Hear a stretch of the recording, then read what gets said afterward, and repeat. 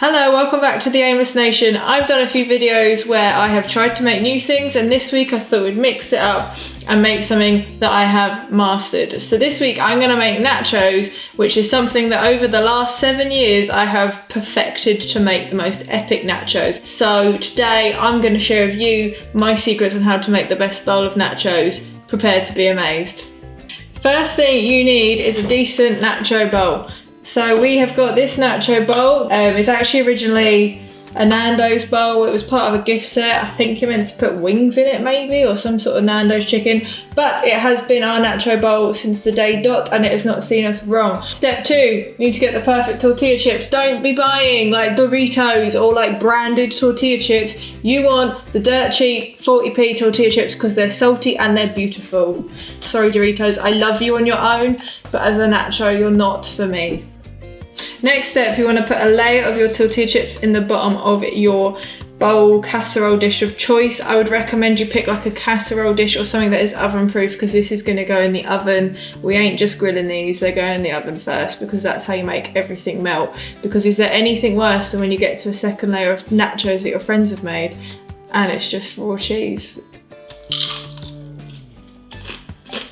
You want some good decent chippage, so we're just going to put some normal ones on top. So you want a nice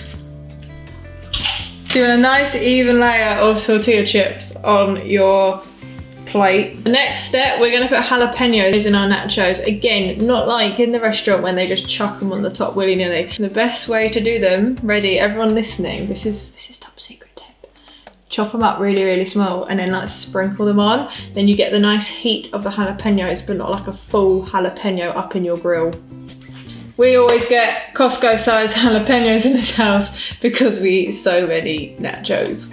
So you kind of have to just eyeball how many you need. I'm going to cut up a few, and if it's too many for this first layer, I'll keep some to the side for the next layer. As you can see, these are all chopped up teeny tiny. You kind of lose some of the seeds, which is where the heat is, but you still get the nice taste. It's good, trust.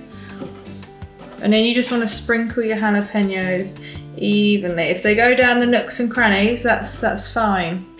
That's probably enough for the first layer. Like I said, you just kind of eyeball it. Next step, you want your salsa. I have got Doritos salsa. That's a rarity. I splash out and buy branded salsa. There's no preference to this like the tortilla chips. You can just buy the shop's own brand. It's fine. I would 100% recommend buying hot salsa. Don't bother with the mild. You can have some salad cream if you want it on the side. So yeah, hot salsa. Do you even lift, bro? So then you're gonna get a little teaspoony action, and you're just gonna dollop.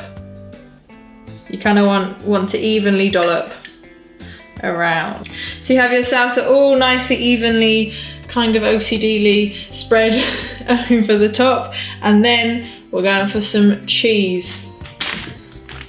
Extra mature cheddar. We have tried it with coloured cheddar, not that ideal. I have got some light cheddar in case I run out of this. There's a good half a block and I'm like, I might run out. So you just grate. There's no measurement. You can never have too much cheese in your life. You pretty much want it so you can barely see what's underneath. And then, once again, leaning close, this is a little sneaky tip. This is a new tip and a new extra level that we've added to the nachos. I actually can't believe how excited I get talking about nachos. So, you ready? Drum roll. Parmesan! I don't know what it is about Parmesan. It must be, it's obviously its flavour, but it just adds a bit of extra oomph to the nachos. I feel like I'm in an Italian restaurant. Layer 1, done. And now, like I said, we're gonna do double layers. So guess what? Repeat that whole process to make layer number 2.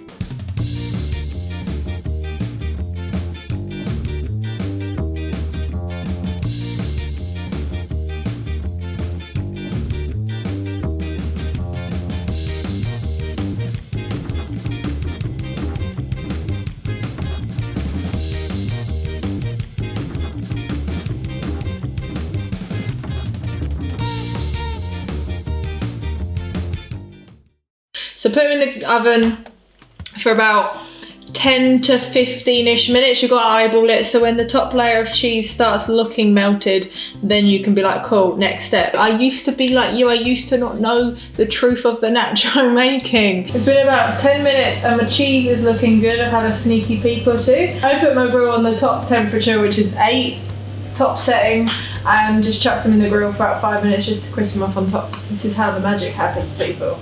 You can see all this cheese is like melted, and I can't see, that's a lie, but I believe the cheese underneath will be melted as well. Nearly nacho time! Sometimes I just like to watch my nachos cook because you can hear the cheese sizzle and it's so good. Can you hear it?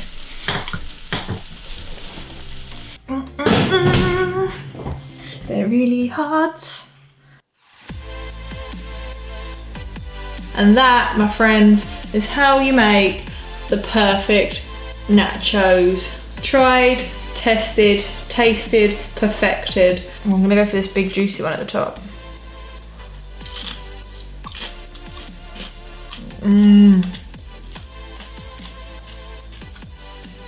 Perfect. That is how I have perfected the art form of making nachos, so they are perfect every time. If you have a different way of making nachos or would do something differently, you're wrong, but let me know in the comments down below. Thank you all for watching and for sticking around to the end. Please remember to like and subscribe. I put videos out every Wednesday and I will see you next time. Bye.